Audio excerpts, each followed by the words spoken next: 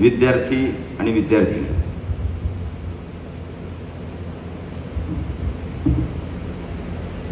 तुम्हाला एक समजते का? आपण आपल्या भाषेत बोला. बायकोची बहीण मोठी म्हणजे कोण असते?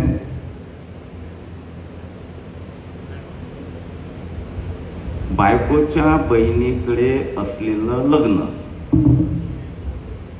किती प्रेशर असते माहिती आहे तुम्हाला? आमच्या सगळ्यांना समजत असते. त्याचं कारण सांगतो की आज तो लग्नाचा कार्यक्रम माझ्या तिथं चालू आहे, मिसेस गेलेली आहे, पण ती एवढी ही नाही आहे बाकीच्यांसारखी की ती समजून घेणार नाही, कारण ती सुद्धा याच सामाजिक क्षेत्रामध्ये काम करते. त्यामुळे तिने मला सांगितलं की तुम्ही हा कार्यक्रम करा, मी बाकीचं तिकडचं माझे, तुम्ही उशिरा आले तरी चालेल, नाहीतर मग किती घरामध्ये प्रॉब्लेम चालवतात माहिती आहे तुम्हाला सगळ्यांना. पण तो मी एवढ्या कार्यक्रमासाठी त्यांनाही त्या दिवशी हो म्हटलं की सर्वात ज्या गोष्टीवर माझं प्रेम आहे ते म्हणजे शिक्षण. आणि त्यातल्या त्यात जी नवीन पिढी आहे, जी आपलं घरापासून तर देशापर्यंत जे भविष्य घडवणारी पिढी आहे, त्या मुला मुलींना मला भेटता यावं, त्यांचं कौतुक करता यावं, त्यांच्याशी इंटरॅक्शन करता यावी आणि त्यांच्याही थिंकिंग मध्ये देशाबद्दल आणि भविष्याबद्दल काय आयडियाज आहेत आणि त्यानुसार आपल्याला आपल्या मतदारसंघात महाराष्ट्रामध्ये काही त्या आयडियाज राबवता याव्यात. आणि म्हणून मला आवडता विषय असल्यामुळे आणि माझे विद्यार्थी हा शेवटपर्यंत आणि पहिलेपासून आवडते आहेत. मला बऱ्याचशा ठिकाणी विद्यार्थ्यांनी बिनधास्तपणे भेटतात, आपल्या मनातलं काही असेल सगळं सांगतात आणि त्या प्रकारे विचार करणारा मी एक सर्वसाधारण व्यक्ती या मतदारसंघामधला आहे की त्यांच्याप्रमाणे नवीन पिढीच्या आशा आकांक्षा ॲस्पिरेशन जे काही असतात, कारण आता जग बदलते आहे, झपाट्यानं पुढे जाते आणि विविध क्षेत्रामध्ये आज क्रांती होते आहे आणि त्यामध्ये आपले मुलं मुली जे आहेत ते कुठं मागे राहता कामा नये.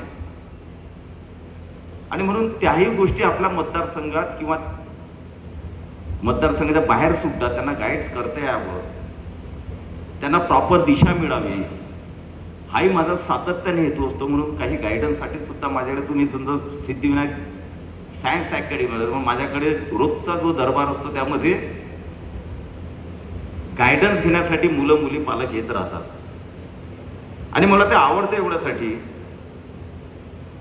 की तुम्ही सगळ्यांच्या म्हणजे तुमचे आई वडील, तुमचं जरी मतदान नसेल तुमचे आई वडील, त्यांच्या आशीर्वादानं 5वी टर्म माझी इथं आहे. आणि मग या 5 टर्म आणि एवढे आशीर्वाद दिल्यानंतर जगाच्या बऱ्याचशा देशांमध्ये, आपल्या देशामध्ये, जगामध्ये भ्रमंती करत असताना प्रत्येक छोट्या छोट्या गोष्टीमधून मी शिकण्याचा प्रयत्न करत असतो. कोणत्याही देशात गेलो, देशामध्ये, आपल्या देशात, बाहेरच्या देशामध्ये, तिथलं काय चांगलं आहे, तिथलं एज्युकेशन कसं चालतं, तिथल्या सिस्टीम कशा चालतात, कोणत्या प्रकारे तो देश पुढे जातोय. आणि हे शिकत असताना आपल्या मतदारसंघामध्ये, आपल्या महाराष्ट्रामध्ये कोणते विषय किंवा कोणत्या ह्या गोष्टी आल्या तर आपल्या मुला मुलींना, पुढच्या पिढीला फायदा होईल, हा सातत्यानं विचार मी फिरत असताना, भ्रमंती करत असताना माझ्या डोक्यात असतो. जे भ्रमंती करणे, हे करणे किंवा फिरायला जाणे म्हणजे फक्त मौज मस्ती नसते, हे मी नंतर शिकलो, तुमच्या वयात नाही. तर तुम्ही म्हणाल आम्हाला आता सांगता की भ्रमंती करताना शिकायलाच जा म्हणून, थोडी आता मौज मस्ती जी ते पण केले पाहिजे. आणि म्हणून ह्या गोष्टी शिकत असताना सिद्धिविनायक अकॅडमीचं मी एवढ्यासाठी कौतुक करेन की त्यांनी एक व्हिजन ठेवून, कारण शेवटी सर्व गोष्टी काही आमदार करू शकत नाही. माझ्या मनामध्ये खूप संकल्पना असल्या तरी मी एकटा काय करणार, कुठं करणार, माहिती असते, पण थोडं मी एकटा करू शकतो. त्यातलं हे एक सुद्धा फील्ड होतं माझ्या डोक्यामध्ये की जे मुलं मुली कोटा वगैरे वगैरे वगैरे बाहेरच्या ह्याच्यात जातात, अकोला जातात, नांदेड जातात, कुठे मुंबईला जातं, कुठे याच्यात जातं, म्हणजे कुणी नीटचं करतं, कुणी जे IIT करतं, ॲडव्हान्सची तयारी करते. आणि मग ह्या सुविधा आपल्या जळगावमध्ये का नसाव्यात? कारण आपल्या जळगावमध्ये बी टीचर जे आहेत त्या टॅलेंटेड आहेत, त्या प्रकारच्या आहेत. पण तू शेवटी होतं का माहिती आहे का? आता तिथले रिझल्ट कसे लागतात मलाही माहिती आहे. कोटामध्ये असेल, अकोल्यामध्ये असेल, सगळ्या ठिकाणची माहिती माझ्याजवळ असते आणि मला चांगल्या प्रकारे नॉलेज सुद्धा आहे.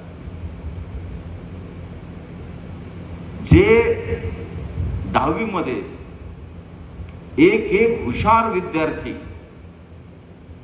हा पूर्ण अकोला जिल्हा, बुलढाणा जिल्हा, वाशिम जिल्हा, अमरावती जिल्हा, यवतमाळ असा तिथे ऍडमिशन कोणाला मिळतं? चांगले पर्सेंटेज, टॅलेंटेड, त्यांची पण एक्झाम घेतल्या जाते की त्यांच्यामध्ये किती स्किल आहे, किती टॅलेंट आहे. आणि मग असे सिलेक्टेड विद्यार्थी त्या अकॅडमीमध्ये निवडल्या जातात. नॅचरली रिझल्ट चांगला लागणारच आहे. मग त्या खालोखाल जे विद्यार्थी आहेत ज्यांचं थोडं 10वीमध्ये पर्सेंटेज कमी आहे पण त्यांची इच्छा आहे, त्यांचंही ध्येय आहे की मलाही काहीतरी करायचं आहे, मग त्यांच्यासाठी कोणत्या अकॅडमी आहे?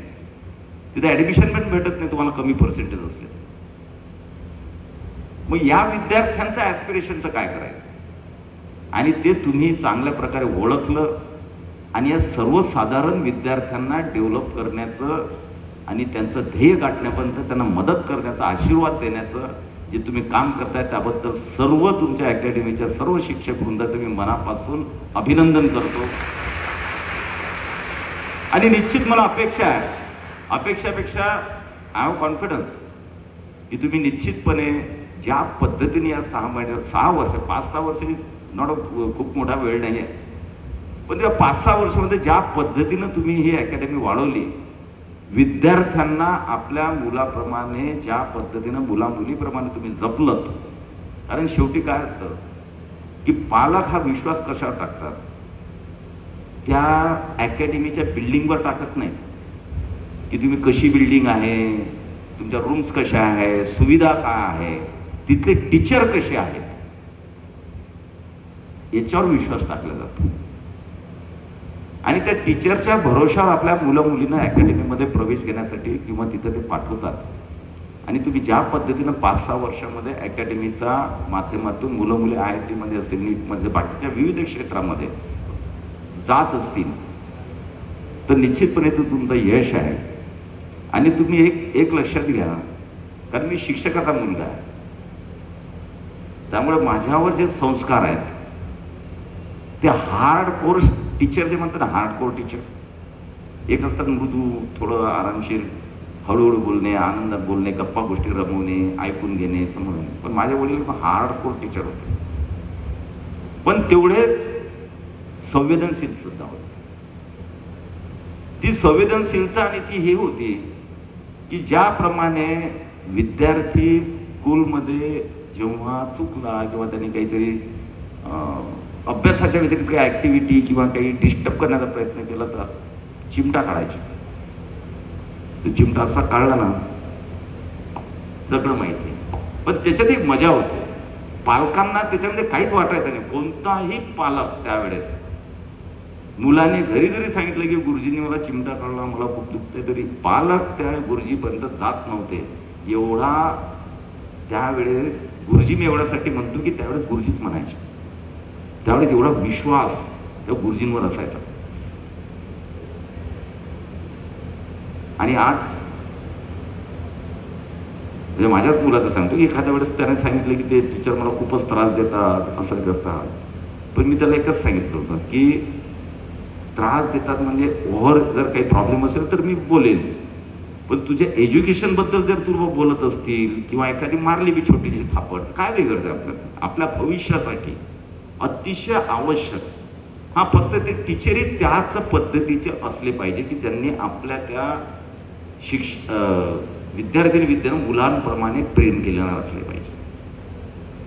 मी एकच उदाहरण सांगणार आहे की कसा मुलगा घडत असतो आणि टीचरची मानसिकता, त्यांची मेंटॅलिटी, मुलाची मानसिकता तपासून कशा पद्धतीनं मुलं पुढे जात असतात, त्याचं एक छोटंसं उदाहरण माझ्या आयुष्यात.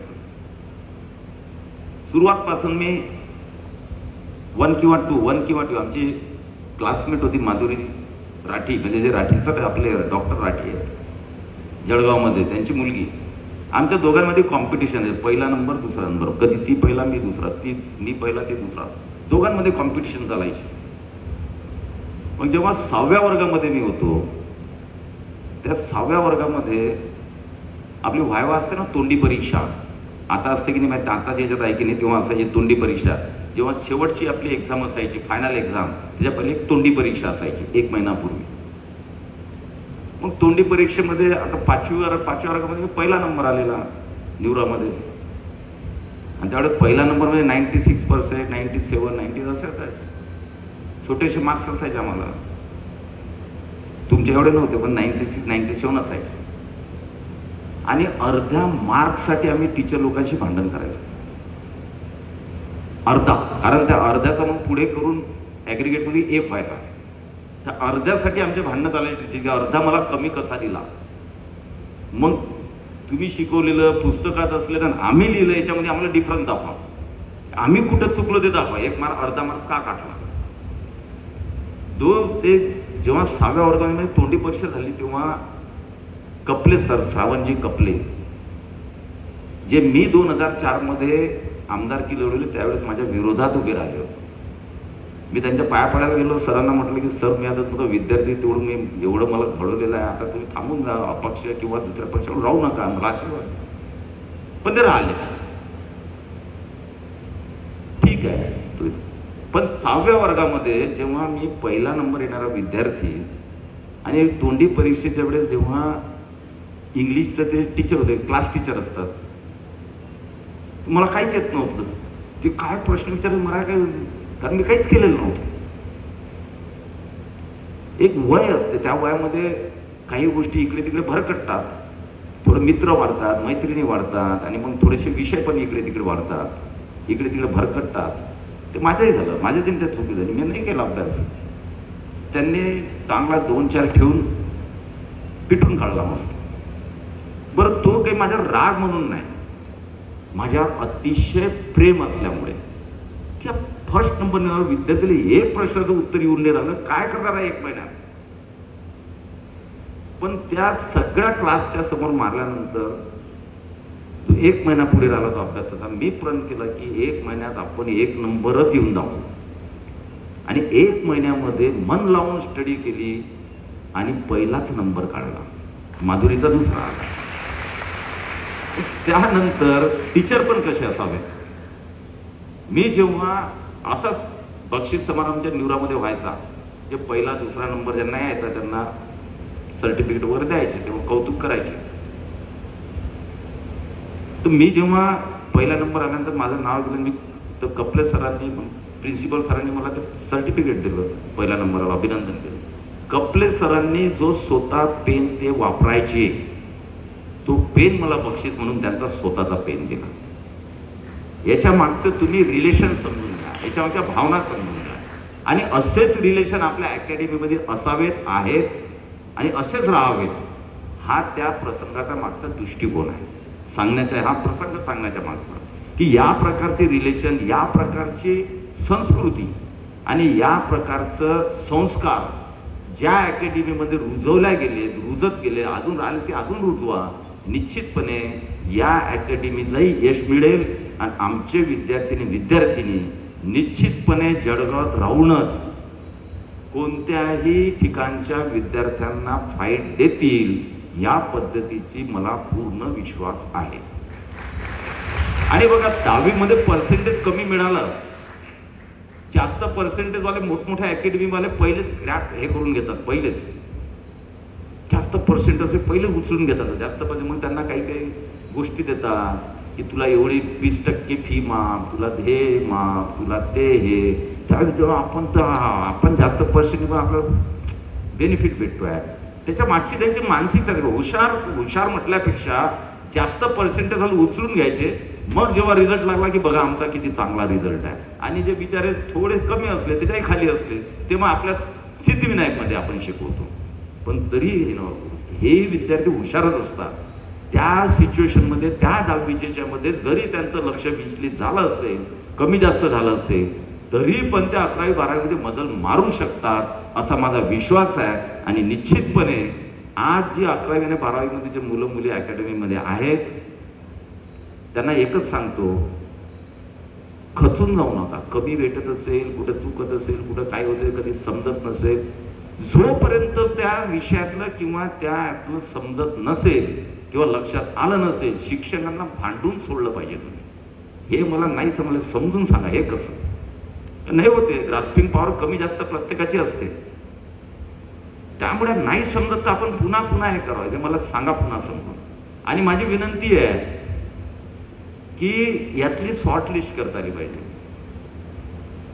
जे त्या कॅटेगरीवर थोड्यासा यांना लवकर हे डेव्हलप होऊ शकतात आणि थोडंसं यांच्याकडे लक्ष द्यावं लागतं. तर त्याच्याकडे विशेष लक्ष, सगळं तर सगळ्यांकडे विशेष लक्ष द्यावंच लागतं, पण थोडे जास्तीचे एफर्ट्स त्या मुला मुलींकडे आपल्याला कसे घेता येते याचाही प्रयत्न आपण केला पाहिजे. आज हे बघा एआयचं युग आहे. आता तुम्ही मला वाटतं एआयचं सगळ्यांना आता तोंडपाठ झालं असेल हा शब्द.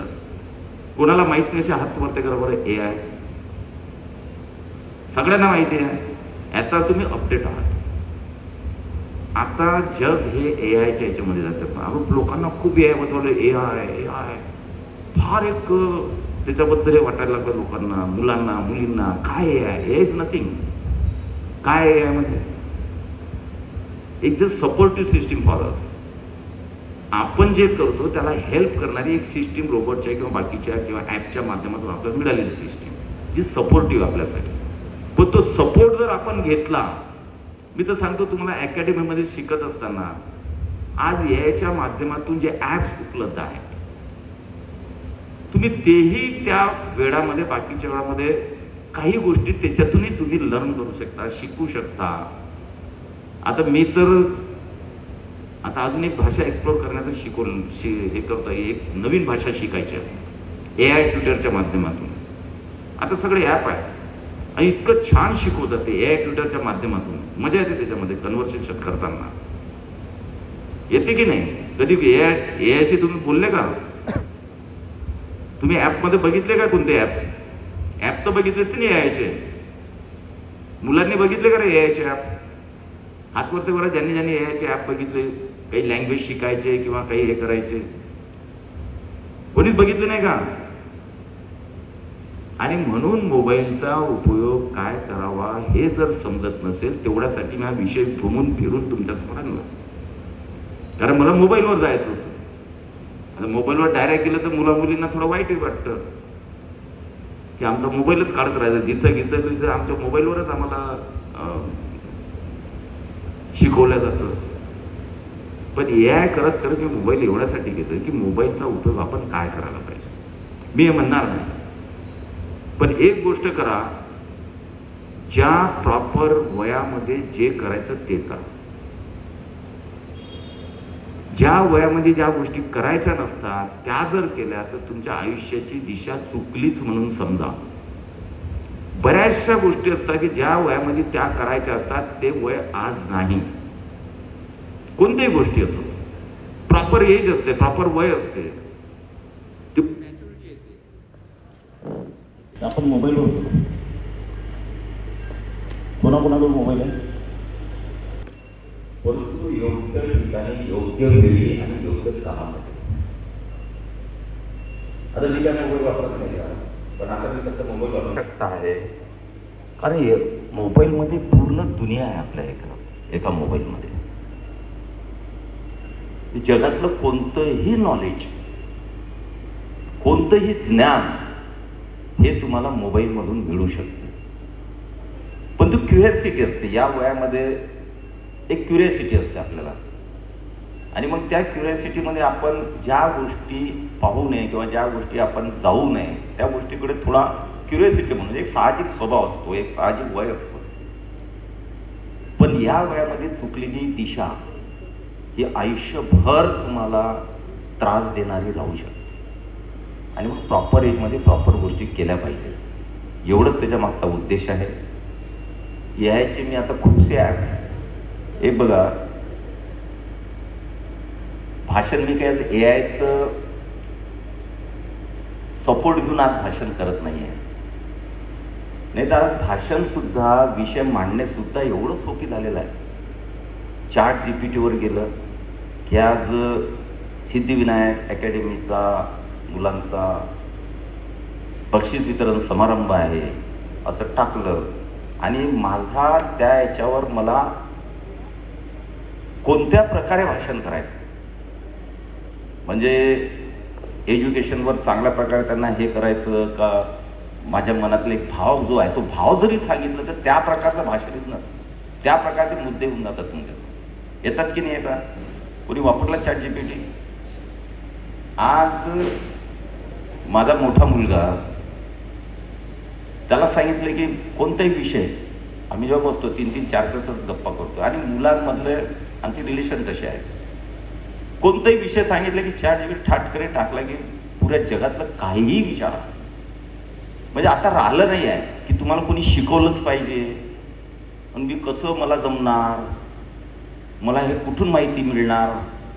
पहिले नव्हती ही व्यवस्था. आता तर त्या चॅट जीपीटी मधून तुम्ही जगातलं, ठीक आहे त्याच्यामध्ये एरर आहेत, जे काही पॉईंटमध्ये एरर सुद्धा आहे, मग तेवढं आपलं तर आपलंही माइंड, डोकं आपल्याकडून आहेत, बुद्धी आहे, ते एरर दुरुस्त करायचे. आणि म्हणून चांगल्या गोष्टीकडे आपण वळलं पाहिजे. आणि पालकांनी, म्हणजे आता बऱ्यापैकी पालक इथं आहेत की व्यवहार हा मुलामुलींसोबत मित्रमैत्रिणीसारखा असला पाहिजे. ते शेवटी मुलामुलींना खूप लेक्चर सगळे देतात, मुलींना जास्त दिलं जातं लेक्चर, माहीत आहे. मुलींना हे करू नको, ते करू नको, असं नको करू, बाहेर नको करू, येऊ नको बोलू, याच्याशी नको बोलू, तिकडे नको जाऊ, असं नको, खूप केलं जातं. मुलांना कोणीच बोलत नाही. आणि म्हणून मुलांना आणि मुलींना सारख्या पद्धतीनं, समान पद्धतीनं आपण जर न्याय दिला, वागवलं, तर मुलगाही सुसंस्कृत आणि कल्चर्ड होतो आणि मुलगी सुद्धा होते. आपण मुलींना कल्चर शिकवतो, सगळे शिकवतो, सगळ्या गोष्टी त्यांना खूप बर्डन असते त्यांच्या डोक्यावर, पण मुलांना कधी आपण संस्कार शिकवतो का? मुलांनाही त्याच प्रकारचे संस्कार आपल्या घरातून मिळायला पाहिजे की आपण एखाद्या मुलीबद्दल, स्त्रीबद्दल विचार करताना तो काय केला पाहिजे. हे जर मुलांना शिकवलं नाही तर त्याचा त्रास जो आहे तो आमच्या मुलींना होतो. आणि म्हणून ही सुद्धा दक्षता पालकांनी घेतली पाहिजे. मुलांना सुद्धा माझी विनंती की आपण त्या पद्धतीनं घडलं पाहिजे. जशा मुलीवर ज्या पद्धतीनं घरातून खूप शिकवलं जातं, मुलांना कमी शिकवलं जातं, म्हणजे कमी मीन्स त्यांना एक सूट असते थोडीशी. अजूनही भेदभाव आपल्या समाजात आहेच. तो भेदभाव आपल्याला नाहीसा कसा करता येईल याचा प्रयत्न सुद्धा आपण केला पाहिजे. आणि त्या माध्यमातून चांगली पिढी, सुधांशू मिश्रा अंतराळामध्ये जातो, का नाही जाऊ शकत आप जळगावातला? आज थोडी सांगू शकतो आपण, भविष्यात तुमच्यातलाच एखादा अंतराळामध्ये जाऊ शकेल. कोण भविष्यात सांगू शकते? जिद्द पाहिजे, मेहनत पाहिजे, ध्येय पाहिजे, महत्वाकांक्षा पाहिजे आणि त्यासाठी वेळ द्यावा लागतो. पण एवढा वेळ नको देऊ की तुम्ही फक्त पुस्तकी किडे व्हाल. पुस्तक आणि वाचणं बस तेवढंच नाही, तर बाकी ऍक्टिव्हिटी त्याच्यासोबत जर आपल्या असल्या तर एक इझी आपल्याला चांगल्या प्रकारे अभ्यास करता येईल, चांगल्या प्रकारे आनंदामध्ये आपल्याला पुढे जाता येईल. नाही तर काही काही एवढं टेन्शन घेतात मुलं मुली की माझं कसं होईल, हे 10-10 घंटे अभ्यास करतात आणि मग एक्झामच्या वेळेस त्रास होतो.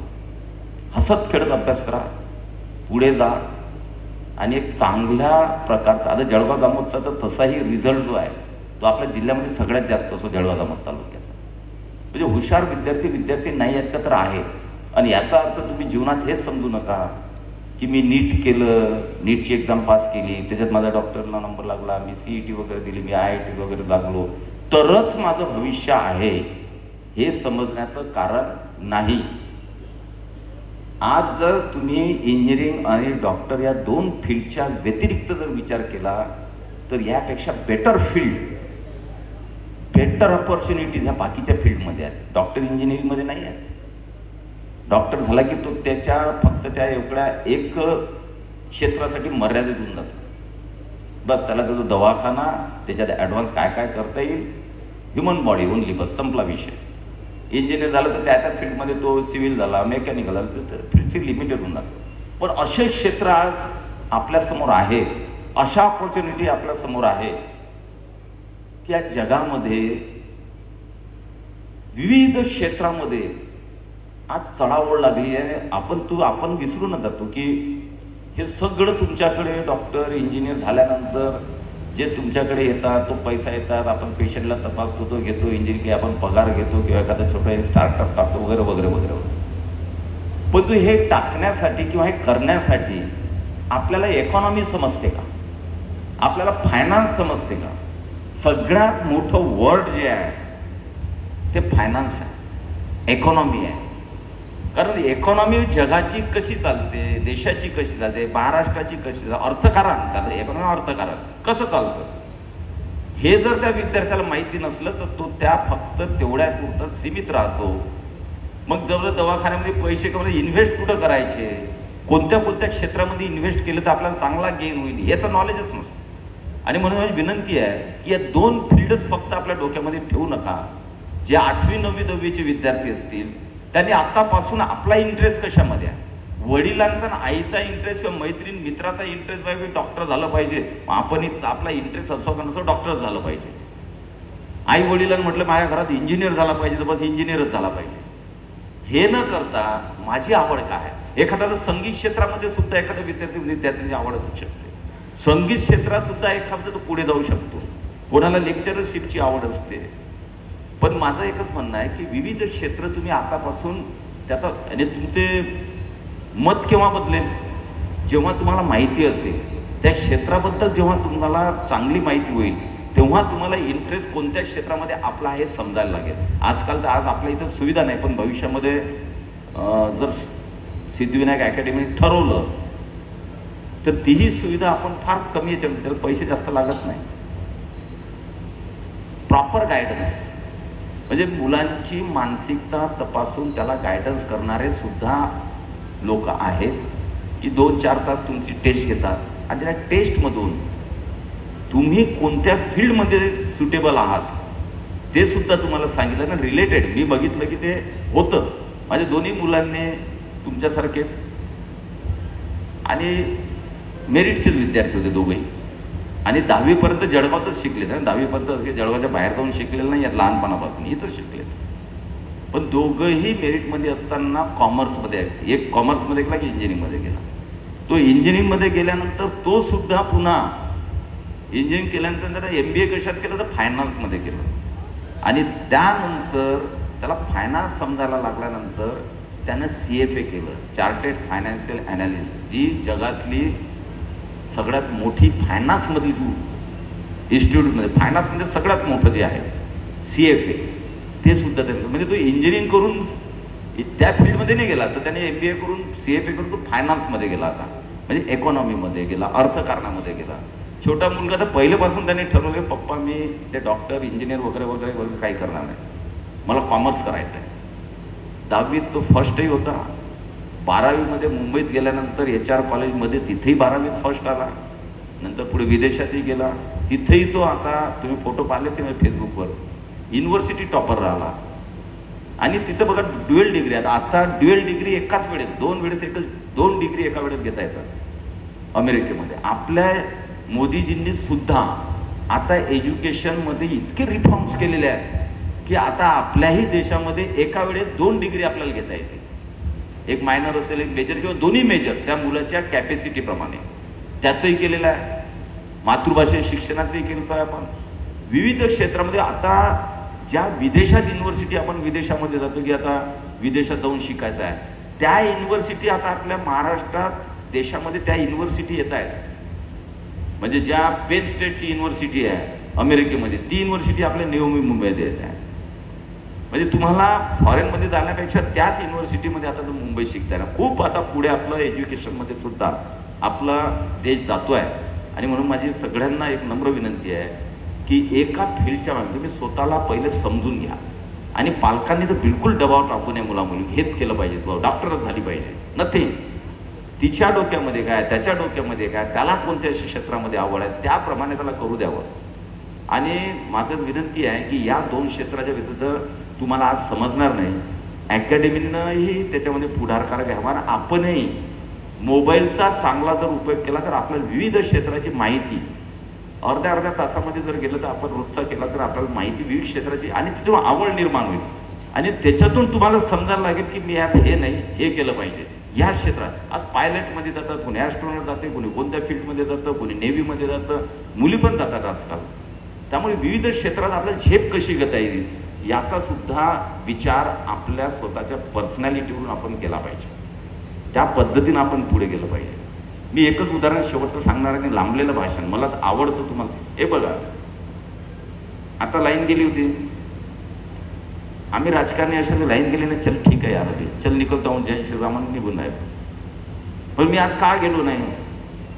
कारण माझा तुम्ही जे आहे तुम्ही आवडीचा हा ऑडियन्स माझा आहे. जे तुम्ही जे बसलेले समोर आहे ते सगळ्यात आवडीचा ऑडियन्स माझ्यासाठी आहे. त्यामुळे तुमच्यासोबत वेळ जावा, तुमच्यासोबत इंटरॅक्शन, माझ्या मनातले जे काय तुमच्यासोबत बोलावं. आणि या उपर तुम्हाला कुठं शंका आली, तुम्हाला कुठं असं वाटलं की काकांना भेटायचं आहे, काही विचारायचं आहे, तर यू आर ऑलवेज वेलकम. केव्हाही माझ्या घरी येऊ शकता. अपर्णाने मी असतो, तुम्ही इंटरॅक्शन करू शकता. कुठं अडचण आहे, माझे मुले आता विविध क्षेत्रामध्ये जात आहेत, त्यांच्याकडून गायडन्स घेऊ शकतो. केव्हाही या, तुम्हाला मदत करण्यास आम्ही सदैव तुमच्या आईवडिलांसारखे आम्ही तत्पर राहू, हाच शब्द देतो. आणि शेवटचं उदाहरण सांगतो की जीवनामध्ये कलाटणी कशी मिळत असते आणि जीवन जगताना काय करताना आपण काय विचार केला पाहिजे. मी 12वीमध्ये इथे शिकलो. माझा मोठा भाऊ इंजिनिअरिंग कॉलेजला होता शेगावला. आणि साहजिकच आई वडिलांची इच्छा होती की आता तो इंजिनियर झाला, एक मुलगा डॉक्टर झाला पाहिजे. हे साहजिक त्यावेळेची. मग एक 4 भाऊ होतं, मग एक वकील झाला पाहिजे. बस इथपर्यंतच आपली विचार करण्याची प्रवृत्ती त्या काळामध्ये होती. आता तो काळ खूप 25-30 वर्षापूर्वीचा काळ आहे. त्यावेळेची ती मानसिकता होती, त्यावेळेची ती परिस्थिती सुद्धा होती. माझ्या आई वडिलांनी नाही आता तो आता इंजिनिअरिंग करतोय, आता याला डॉक्टर झाला पाहिजे, आपल्या घरात एक डॉक्टर पाहिजे, इंजिनिअरही डॉक्टर पाहिजे. आणि मला अतिशय आवडता फील्ड जे होतं माझ्याकडे ते डॉक्टरीचं मला बिलकुलच आवडत नव्हतं. म्हणजे मी सांगितलं होतं मी BA BCom करीन, इकडे बसून गावात, पण ते डॉक्टर की नाही करणार. इतका मला त्याच्याबद्दल चीड नाही पण आवड नव्हती. मला टेक्निकल फील्डमध्ये आवड होती. आई वडील एक टेक्निकल फील्डमध्ये आता एक डॉक्टर बनेल. 12वीमध्ये पर्सेंटेज बऱ्यापैकी होतं. मग मी BMS किंवा याचा MBBSला लागत नव्हता, त्यामुळे BMS वगैरे मी काही फॉर्म म्हणलं नाही करायचं. म्हटलं मला डॉक्टरी नाहीच करायची. मी फॉर्मही भरला नाही. पण जेव्हा मला इंटरव्ह्यू लेटर आलं तेव्हा समजलं की इंटरव्ह्यू लेटर आला कसं मला. तर मग सांगितले मोठ्या भावाने माझी सही करून ऑलरेडी माझ्या मित्राच्या थ्रू, दीपक उनटकरच्या थ्रू फॉर्म भरून टाकलेला. मग जबरदस्तीनं, आणि ज्या मित्रानं माझा फॉर्म भरला त्याचा 1 मार्कानं नंबर हुकला. त्याची खूप इच्छा होती डॉक्टर बनायची, पण 1 मार्काने त्याचा नंबर हुकला. दीपक उनटकर जो मनीषा मेडिकल चालवतो, बिचारा तो आता मनीषा मेडिकलवर बसला, फार्मसी केलं त्याने, मेडिकल चालवता. त्याची इच्छा डॉक्टरची होती, त्याचा 1 मार्काने थांबला. मला थोडे पर्सेंटेज असल्यामुळे माझा नंबर लागला. इच्छा नसताना तिथे घेऊन गेले, टाकून दिलं. पण मी 5 वर्ष काही केलं नाही. काही केलं नाही म्हणजे नाही तर मग मी डॉक्टर झालो असतो का. पण जी एक इंटेन्सिटी लागते, जी एक आपल्या आवडनुसार आपण मग त्याच्यात खूप पुढे जातो, ते काहीच केलं नाही. बस आपला अभ्यास तेवढा कामाचा तेवढा करायचा, एक्झाम द्यायची, पास व्हायचं. इंटरेस्टच आला नाही, नव्हताच. मग त्यानंतर दवाखानाही टाकला. पण एक स्वतःची पर्सनॅलिटी अशी असते की तुम्ही काय शिकले त्यापेक्षा प्रॅक्टिकली काय विचार करता. त्यामुळे मी प्रॅक्टिकली एवढा परफेक्ट होतो की मला इंटरेस्ट नसताना माझा दवाखाना भरगच्च भरलेला असायचा. एकही पेशंट वाया गेला नाही. कठीण पेशंट मी वाचवले. म्हणजे त्या फील्डमध्ये इंटरेस्ट नसताना मला करावं लागलं, पण माझं डोकं काही त्याच्यात चालतच नव्हतं. इंटरेस्टच येत नव्हता. डॉक्टरमध्ये ते दवाखाना टाकल्यावर शिरेकर साहेब, दवाखान्यात तुम्हाला इंटरेस्ट आहे त्यामुळे तुम्ही दवाखाना चालवा. माझा इंटरेस्ट मग वेगळा होता. आणि मी लहान, मला पहिल्यापासून होता की यार हे दवाखाना आणि एक फील्ड नाही, कुछ तो भी ऐसा जिंदगीत आपण करायचा आहे की ज्या गोष्टीमध्ये मला खूप इंटरेस्ट आहे. आणि तो इंटरेस्ट माझा समाजकार्याचा होता की समाजासाठी मला खूप काही करता आलं पाहिजे. याच्यात याही फील्डमध्ये करता आलं, त्याही फील्डमध्ये करता आलं, त्याही फील्डमध्ये करता आलं, एज्युकेशनमध्ये मला करता आलं, सिंचनामध्ये करता आलं, मला डॉक्टरीमध्ये नॉलेज असलं पाहिजे. याच्यावर ही एक माझी स्वतःची इंटरनल पर्सनॅलिटी होती.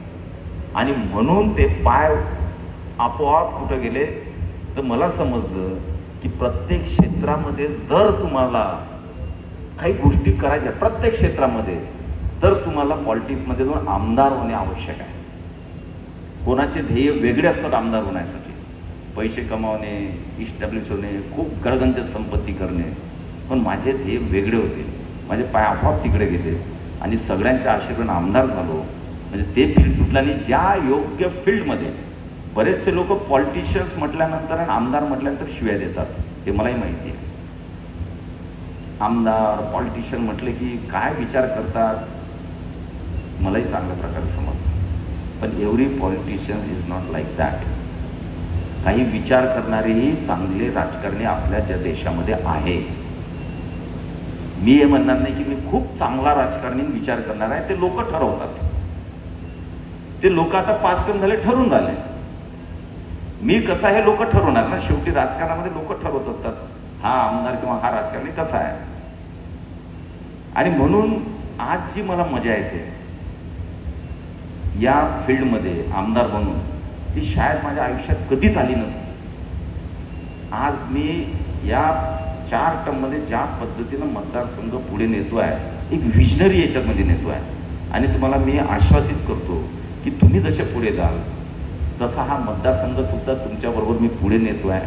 भविष्यामध्ये आता एक आयुर्वेदिक आपलं शासकीय कॉलेज इथं आलेलं आहे, बऱ्याच संकल्पना आहेत, बराचसा हा मतदारसंघ आपण एका ट्रॅकवर आणलेला आहे. आणि या मतदारसंघाचं व्हिजन, ध्येय माझ्या डोक्यातलं निश्चितपणे या 5 वर्षामुळे हा मतदारसंघ अमूलाग्र अजून तुमच्या डोक्यात असलेला मतदारसंघ निश्चितपणे हा मतदारसंघ मी हळूहळू पुढे नेतो आहे. कारण एकदम काही 2 वर्षात 5 वर्षात सगळं बदलतं असं नाही आहे. पण तू मतदारसंघाचं जे मी स्वप्न पाहिलेलं आहे आणि रोज 24 तास माझ्या डोक्यामध्ये मतदारसंघ विकास आणि असतो. त्यामुळे माझ्या जोड वेळ कशासाठी नसतो, टीका टिप्पणी करण्यासाठी, कोणावर आरोप प्रत्यारोप करण्यासाठी, खालच्या दर्जाचं राजकारण करण्यासाठी माझ्याजवळ वेळच नाही. कारण पॉझिटिव्हली जर तुम्ही तुमचा वेळ युटिलाइज केला तर तुम्ही एक काहीतरी ध्येय गाठू शकता. तुम्ही जर नकारात्मकतेनं छोट्या छोट्या गोष्टीत अटकत बसले, टीका टिप्पणी करत बसले,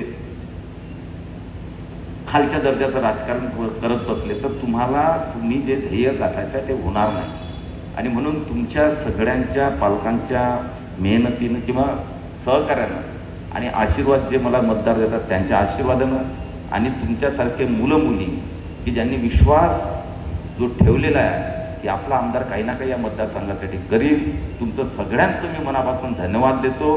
आणि भविष्यामध्ये तुमच्या उज्ज्वल भविष्यासाठी, खूप यशस्वी भविष्यासाठी मनापासून मनोकामना करतो. आणि ज्याही पद्धतीनं तुम्ही पुढे जा, ज्याही क्षेत्रामध्ये तुम्ही काम करा, त्या क्षेत्रामध्ये चांगलं करण्याची तुम्हाला देव बुद्धी देऊ. ज्याही गोष्टीमध्ये ते चांगलंच केलं पाहिजे. आता चांगल्याचा अर्थ तुम्ही समजून घ्या की ज्याही क्षेत्रामध्ये तुम्हाला तिथं आपण पुढे कसं चांगल्या प्रकारे जाऊ हा विचार करून एक चांगले नागरिक, सुसंस्कृत नागरिक, कल्चर्ड नागरिक आणि आपलं आई वडिलांनी ज्या पद्धतीनं आपल्याला इथपर्यंत आणलं. मी एक शेवटचं सांगतो अजून की देवाला मी मानतो, असं नाही की देवाला मी मानत नाही, पण माझ्यासाठी देव माझे आई वडील आहेत. ज्यांनी या जग मला दाखवलं, ही दुनिया दाखवली, तेच माझे देव आहेत. आणि त्यामुळे आई वडिलाचा सन्मान हा जो विद्यार्थी करत नसेल तो आयुष्यामध्ये कधीही चांगल्या पद्धतीनं चांगल्या मुखांवर जाऊच शकत नाही, चांगलं ध्येय गाठूच शकत नाही. म्हणून आई वडिलाचा सन्मान हा सर्वतोपरी असला पाहिजे. एवढंच सांगतो. खूप शुभेच्छा देतो. थांबतो. जय हिंद, जय महाराष्ट्र.